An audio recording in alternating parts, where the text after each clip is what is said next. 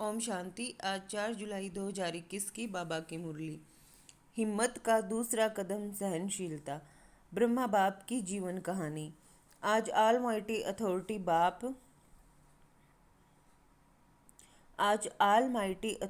बाप अपनी पहली श्रेष्ठ रचना को देख रहे हैं। पहली रचना ब्राह्मणों की रचना है। उसकी पहली रचना में भी पहला नंबर ब्रह्मा को ही कहेंगे। पहली रचना का पहला नंबर होने के कारण ब्रह्मा को आदिदेव कहा जाता है। इसी नाम से इस आबू पर्वत पर यादगार भी आदिदेव नाम से ही है। आदिदेव अर्थात आदि रचता भी कहा जाता है और साथ साथ आदिदेव अर्थात नई सृष्टि के आदि का पहला नंबर देव है। पहली देव आत्मा श्री कृष्ण के रूप में ब्रह्मा ही बनते हैं, इसलिए नई सृष्टि के आदि का आदि देव कहा जाता है। संगम युग में भी आदि रचना का पहला नंबर अर्थात आदिदेव कहो व ब्राह्मण आत्माओं के रचता ब्रह्मा कहो तो संगम पर और सृष्टि के आदि पर दोनों समय के आदि हैं, इसलिए आदि देव कहा जाता है। संगम पर और सृष्टि के आदि पर दोनों समय के आदि हैं, इसलिए आदि देव कहा जाता है। ब्रह्मा ही आदि कर्मातीत फरिश्ता बनता है। ब्रह्मा सो फरिश्ता और फरिश्ता सो देवता, सब में नंबर 1। ऐसा नंबर 1 क्यों बने? किस विधि से नंबर 1 सिद्धि को प्राप्त किया? आप सभी ब्राह्मण आत्माओं को ब्रह्मा को ही फॉलो करना है। क्या फॉलो करना है? इसका पहला कदम समर्पण था। यह तो पहले सुनाया है। पहले कदम में भी सब रूप से समर्पण बन के दिखाया। दूसरा कदम सहनशीलता। जब समर्पण हुए तो बाप से सर्वश्रेष्ठ वर्षा तो मिला, लेकिन दुनिया वालों से क्या मिला? सबसे ज़्यादा गालियों की वर्षा किस पर हुई? चाहे आप आत्माओं को भी गालियाँ मिली या अत्याचार हुए, लेकिन ज़्यादा क्रोध व गुस्सा ब्रह्मा को ही मिलता रहा। लौकिक जीवन में भी जो कभी एक अपशब्द भी नहीं सुना, लेकिन ब्रह्मा बना तो अपशब्द सुनने में भी नंबर 1 रहा। सबसे ज़्यादा सर्व के स्नेही जीवन व्यतीत की, लेकिन जितना ही लौकिक जीवन में सर्व के स्नेही रहे, उतना ही अलौकिक जीवन में सर्व के दुश्मन रूप बने। बच्चों के ऊपर अत्याचार हुआ तो स्वतः ही इनडायरेक्ट बाप के ऊपर अत्याचार हुए, लेकिन सहनशीलता के गुण से व सहनशीलता की धारणा से मुस्कुराते रहे, कभी मुरझाए नहीं। सहनशीलता के गुण से व सहनशीलता की धारणा से मुस्कुराते रहे, कभी मुरझाए नहीं। कोई प्रशंसा करे और मुस्कुराए, इसको सहनशीलता नहीं कहते। लेकिन दुश्मन बन क्रोधित हो, अपशब्दों की वर्षा करे, ऐसे समय पर भी सदा मुस्कुराते रहना, संकल्प मात्र भी मुरझाने का चिन्ह चेहरे पर न हो, इसको कहा जाता है सहनशील। दुश्मन आत्मा को भी रहमदिल भावना से देखना, बोलना, संपर्क में आना, इसको कहते हैं सहनशीलता। स्थापना के कार्य में, सेवा के कार्य में कभी छोटे कभी बड़े तूफान आए, जैसे यादगार शास्त्रों में महावीर हनुमान के लिए दिखाते हैं कि इतना बड़ा पहाड़ भी हथेली पर एक गेंद के समान ले आया। ऐसे कितनी भी बड़ी पहाड़ समान समस्या हो, तूफान हो, विघ्न हो, लेकिन पहाड़ अर्थात बड़ी बात को छोटा सा खिलौना बनाए, खेल की रीति से सदा पार किया व बड़ी भारी बात को सदा हल्का बनाए, स्वयं भी हल्के रहे और दूसरों को भी हल्का बनाया। इसको कहते हैं सहनशीलता। छोटे से पत्थर को पहाड़ नहीं, लेकिन पहाड़ को गेंद बनाया, विस्तार को सार में लाया। यह है सहनशीलता। विघ्नों को, समस्या को अपने मन में व दूसरों के आगे विस्तार करना अर्थात पहाड़ बनाना है, लेकिन विस्तार में न जाए। नथिंग न्यू के फुल स्टॉप से बिंदी लगाए, बिंदी बन आगे बढ़े, इसको कहते हैं विस्तार को सार में लाना। सहनशील श्रेष्ठ आत्मा सदा ज्ञान योग के सार में स्थित हो। ऐसे विस्तार को, समस्या को, विघ्नों को भी सार में ले आती है। जैसे ब्रह्मा बाप ने किया, जैसे लंबा रास्ता पार करने में समय शक्तियाँ समाप्त हो जाती अर्थात ज़्यादा यूज़ होती, ऐसे विस्तार है लंबा रास्ता पार करना और सार है शॉर्टकट रास्ता पार करना। पार दोनों ही करनी है, लेकिन शॉर्टकट करने वाले समय और शक्तियों की बचत होने के कारण निराश नहीं होते, दिल शिकस्त नहीं होते हैं, सदा मौज में मुस्कुराते पार करते हैं। इसको कहा जाता है सहनशीलता। सदा मौज में मुस्कुराते पार करते हैं, इसको कहा जाता है सहनशीलता। सहनशीलता की शक्ति वाला कभी घबराएगा नहीं। क्या ऐसा भी होता है क्या? सदा संपन्न होने के कारण ज्ञान की याद की गहराई में जाएगा। घबराने वाला कभी गहराई में नहीं जा सकता। सार वाला सदा भरपूर होता है, इसलिए भरपूर संपन्न चीज की गहराई होती है। विस्तार वाला खाली होता है, इसलिए खाली चीज सदा उछलती रहती है। तो विस्तार वाला यह क्यों, यह क्या, ऐसा नहीं, वैसा ऐसा नहीं होना चाहिए, ऐसे संकल्पों में भी उछलता रहेगा और वाणी में भी सबके आगे उछलता रहेगा। और जो हद से ज़्यादा उछलता है तो क्या होगा? हाँफता रहेगा, स्वयं ही उछलता, स्वयं ही हाँफता और स्वयं ही फिर थकता। सहनशील इन सब बातों से बच जाता है, इसलिए सदा मौज में रहता, उछलता नहीं, उड़ता है।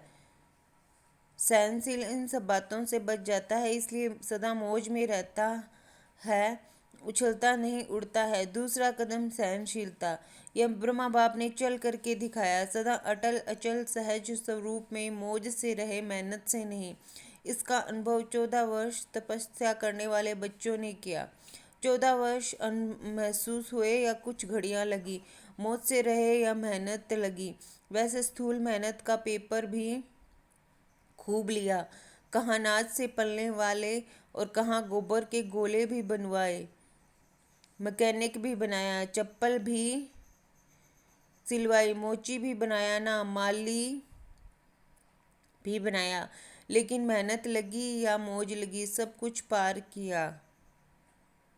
लेकिन सदा मौज की जीवन का अनुभव रहा। जो मूंझे वह भाग गए और जो मौज में रहे वह अनेकों को मौज की जीवन का अनुभव करा रहे हैं। अभी भी अगर वही 14 वर्ष रिपीट करे तो पसंद है ना। अभी तो सेंटर पर अगर थोड़ा सा स्थूल काम भी करना पड़ता है तो सोचते हैं इसलिए संन्यास किया, क्या हम इस काम के लिए हैं? मौज से जीवन जीना, इसको ही ब्राह्मण जीवन कहा जाता है। चाहे स्थूल साधारण काम हो, चाहे हजारों की सभा के बीच स्टेज पर स्पीच करनी हो, दोनों मौज से करें। इसको कहा जाता है मौज की जीवन जीना। मुझे नहीं, हमने तो समझा नहीं था कि सरेंडर होना अर्थात ये सब करना होगा। मैं तो टीचर बनकर आई हूँ, स्थूल काम करने के लिए थोड़ी संन्यास किया है। क्या यही ब्रह्म कुमारी जीवन होती है? इसको कहते हैं मूझने वाली जीवन। क्या यही ब्रह्म कुमारी जीवन होती है? इसको कहते हैं मूंझने वाली जीवन। ब्रह्म कुमारी बनना अर्थात दिल की मौज में रहना, न कि स्थूल मौजों में रहना। दिल की मौज से किसी भी परिस्थिति में, किसी भी कार्य में मूंझने को मौज में बदल देंगे। और दिल के मूंझने वाले श्रेष्ठ साधन होते हुए भी, स्पष्ट बात होते भी, सदा स्वयं को मूंझे हुए होने के कारण स्पष्ट बात को भी मुंझा देगा। अच्छे साधन होते हुए भी साधनों से मौज नहीं ले सकेंगे, यह कैसे होगा? ऐसा नहीं, ऐसा होगा। इसमें खुद भी मूंझेगा, दूसरे को भी मुंझा देगा। जैसे कहते हैं ना, सूत मूंझ जाता है तो मुश्किल ही सुधरता है। अच्छी बात में भी मूंझेगा तो घबराने वाली बात में भी मूंझेगा, क्योंकि वृत्ति मूंझी हुई है। मन मूंझा हुआ है तो स्वतः ही वृत्ति का प्रभाव दृष्टि पर हुआ और दृष्टि के कारण सृष्टि भी मुंजी हुई दिखाई देगी। ब्रह्म कुमारी जीवन अर्थात ब्रह्मा बाप समान मौज की जीवन, लेकिन इसका आधार है सहनशीलता। तो सहनशीलता की इतनी विशेषता है, इसी विशेषता के कारण ब्रह्मा बाप सदा अटल अचल रहे। सहनशीलता की इतनी विशेषता है तो इसी विशेषता के कारण ब्रह्मा बाप सदा अटल अचल रहे। 2 प्रकार के सहनशीलता के पेपर सुनाए। पहला पेपर लोगों द्वारा अपशब्द व अत्याचार, दूसरा यज्ञ की स्थापना में भिन्न भिन्न आए हुए विघ्न, तीसरा कई ब्राह्मण बच्चों द्वारा भी ट्रेटर होना व छोटी मोटी बातों में असंतुष्टता का सामना करना, लेकिन इसमें भी सदा असंतुष्ट को संतुष्ट करने की भावना से परवश समझ सदा कल्याण की भावना से सहनशीलता की साइलेंस पावर से हर एक को आगे बढ़ाया। सामना करने वाले को भी मधुरता और शुभ कामना से सहनशीलता का पाठ पढ़ाया। जो आज सामना करता है और कल क्षमा मांगता है, उनके मुख से भी यही बोल निकलते, बाबा तो बाबा है। इसको कहा जाता है सहनशीलता। इसको कहा जाता है सहनशीलता द्वारा फेल को भी पास बनाए, विघ्न को पास करना। तो दूसरा कदम सुना किस लिए, कदम पर कदम रखो। इसको कहा जाता है फॉलो फादर अर्थात बाप समान बनना है या सिर्फ दूर से देखना है। बहादुर होना, पंजाब महाराष्ट्र दोनों ही बहादुर हो, सब बहादुर हैं। देश विदेश के सभी अपने को महावीर कहते हैं। किसी को भी प्यादा कहाँ तो मानेगा। इससे सिद्ध है कि सभी अपने को महावीर समझते हैं। महावीर अर्थात बाप समान बनना। समझा? अच्छा। देश विदेश के सर्व बाप समान सदा बुद्धि से समर्पित आत्माओं को सदा हर परिस्थिति में हर व्यक्ति से सहनशील बनकर हर बड़ी बात को छोटा कर सहज पार करने वाले, सदा विस्तार को सार रूप में लाने वाले, सदा ब्राह्मण जीवन मौज की जीवन जीने वाले, ऐसे बाप समान बनने वाले महावीर श्रेष्ठ आत्माओं को बाप दादा का समान भव की स्नेह संपन्न याद प्यार और नमस्ते। हम सब रूहानी बच्चों की रूहानी माता पिता बाप दादा को याद प्यार गुड मॉर्निंग और नमस्ते। ओम शांति बाबा। शुक्रिया बाबा, शुक्रिया। पार्टियों से मुलाकात।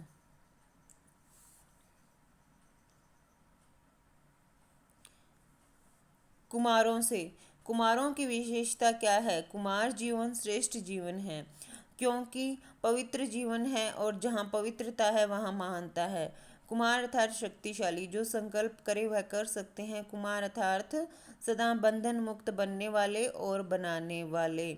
ऐसी विशेषताएं हैं ना, जो संकल्प करो वही कर्म में ला सकते हो। स्वयं भी पवित्र रह औरों को भी पवित्र रहने का महत्व बता सकते हो। ऐसी सेवा के निमित्त बन सकते हो जो दुनिया वाले असंभव समझते हैं। वह ब्रह्म कुमार चैलेंज करते हैं तो हमारे जैसा पावन कोई हो नहीं सकता। क्यों? क्योंकि बनाने वाला सर्वशक्तिमान है। दुनिया वाले कितना भी प्रयत्न करते हैं लेकिन आप जैसे पावन बन नहीं सकते। आप सहज ही पावन बन गए। सहज लगता है ना? या दुनिया वाले जैसे कहते हैं यह अननेचुरल है, ऐसे लगता है। कुमारों की परिभाषा ही है चैलेंज करने वाले, परिवर्तन कर दिखाने वाले, असंभव को संभव करने वाले। दुनिया वाले अपने साथियों को संग के दोष में ले जाते हैं और आप बाप के संग में ले आते हो। उन्हें अपना संग नहीं लगाते, बाप के संग का रंग लगाते हो, बाप समान बनाते हो। ऐसे हो ना? अच्छा। कुमार अर्थात सदा अचल अडोल, कैसी भी परिस्थिति आ जाए लेकिन डगमग होने वाले नहीं, क्योंकि आपका साथी स्वयं बाप है। जहाँ बाप है वहाँ सदा ही अचल अडोल होंगे। जहाँ सर्वशक्तिमान होगा वहाँ सर्व शक्तियाँ होंगी। सर्व शक्तियों के आगे माया कुछ कर नहीं सकती। इसलिए कुमार जीवन अर्थात सदा एक रस स्थिति वाले, हलचल में आने वाले नहीं। जो हलचल में आता है वह अविनाशी राज्य भाग्य भी नहीं पा सकता। थोड़ा सा सुख मिल जाएगा लेकिन सदा का नहीं।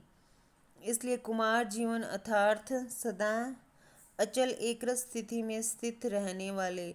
तो एकरस स्थिति रहती है या दूसरे रसों में बुद्धि जाती है। सब रस एक बाप द्वारा अनुभव करने वाले, इसको कहते हैं एक रस अर्थात अचल अडोल।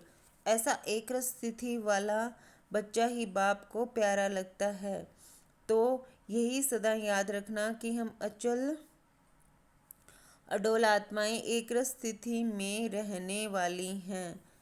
तो सदा यही याद रखना कि हम अचल अडोल आत्माएं एक रस स्थिति में रहने वाली हैं। माताओं के लिए बाप दादा ने सहज मार्ग कौन सा बताया है, जिससे सहज ही बाप की याद का अनुभव कर सको, मेहनत न करनी पड़े। याद को भी सहज बनाने का साधन क्या है? दिल से कहो मेरा बाबा। जहाँ मेरा कहते हो वहाँ सहज याद आती है। सारे दिन में जो मेरा है वही याद आता है ना। कोई भी मेरा हो, चाहे व्यक्ति हो चाहे वस्तु हो, जहाँ मेरापन होगा वही याद आएगा। ऐसे यदि बाप को मेरा कहते हो, मेरा समझते हो, बाप ही याद आएगा। तो बाप को याद करने का सहज तरीका है दिल से कहो मेरा बाबा। सिर्फ मुख से मेरा मेरा नहीं करना, अधिकार से कहना। यही सहज पुरुषार्थ कर आगे बढ़ते चलो। सदा ही इस विधि से सहज योगी बनो। मेरा कहो और बाप के खजानों के मालिक बनो।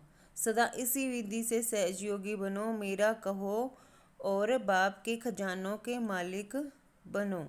माताएं सदा अपने को पद्मा पदम भाग्यवान समझती हो।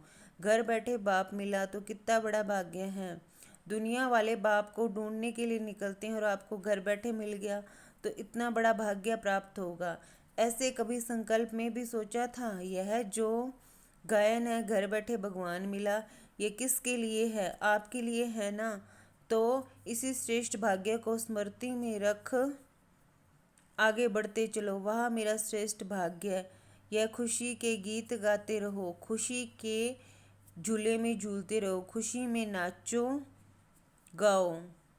ये खुशी के गीत गाते रहो, खुशी के झूले में झूलते रहो, खुशी में नाचो गाओ। शक्तियों को सदा कौन सी खुशी रहती है? सदा बाप के साथ कंबाइंड हूँ। शिव शक्ति का अर्थ ही है कंबाइंड। बाप और आप दोनों को मिलाकर कहते हैं शिव शक्ति। तो जो कंबाइंड है उससे कोई अलग नहीं कर सकता। ऐसी खुशी रहती है। निर्बल आत्मा को बाप ने शक्ति बना दिया। तो यही सदा याद रखो कि हम कंबाइंड रहने के अधिकारी बन गए। पहले ढूंढने वाले थे और अभी साथ रहने वाले हैं। यह नशा सदा रहे।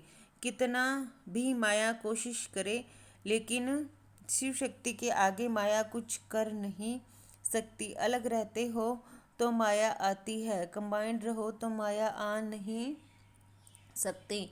तो यही वरदान सदा याद रखना कि हम कंबाइंड रहने वाली शिव शक्तियाँ विजयी हैं। अच्छा, तो यही वरदान सदा याद रखना कि हम कंबाइंड रहने वाली शिव शक्तियाँ विजयी हैं। अच्छा, वरदान कंफ्यूज होने के बजाय लूज कनेक्शन को ठीक करने वाले समस्या मुक्त भव। कंफ्यूज होने के बजाय लूज कनेक्शन को ठीक करने वाले समस्या मुक्त भव। सभी समस्याओं का मूल कारण कनेक्शन लूज होना है। सिर्फ कनेक्शन को ठीक कर दो तो सर्व शक्तियाँ आपके आगे घूमेंगी। यदि कनेक्शन जोड़ने में 1-2 मिनट लग भी जाते हैं तो हिम्मत हारकर कंफ्यूज न हो जाओ। निश्चय के फाउंडेशन को हिलाओ नहीं। मैं बाबा का, बाबा मेरा, इस आधार से फाउंडेशन को पक्का करो तो समस्या मुक्त बन जाएंगे। मैं बाबा का बाबा, मेरा इस आधार से फाउंडेशन को पक्का करो तो समस्या मुक्त बन जाएंगे। स्लोगन। बीज रूप अवस्था में स्थित रहना यही पुराने संस्कारों को परिवर्तन करने की विधि है। बीज रूप अवस्था में स्थित रहना यही पुराने संस्कारों को परिवर्तन करने की विधि है। अच्छा, ओम शांति।